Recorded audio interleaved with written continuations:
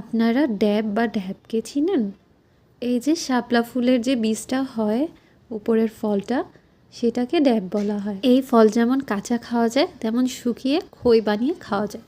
এর আগে আমি ট্রাই করেছিলাম। আজকে আপনাদের সাথে শেয়ার করতে যাচ্ছি। আমি সুন্দর করে শুকিয়ে নিয়েছি ঝরঝরে করে।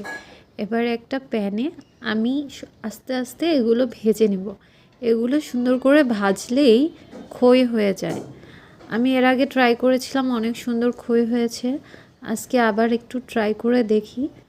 অনেকক্ষণ আমি এটা হাই হিটে হিট দিতে থাকবো। আচ্ছা, আমার এবার খইটা কেন যেন হলো না। আসলে যখন ভিডিও করতে যাই, আমার ভিডিও করার সময় সব জিনিসটাই একটু অন্যরকম আসে, একটু নষ্ট নষ্ট হয়ে যায়।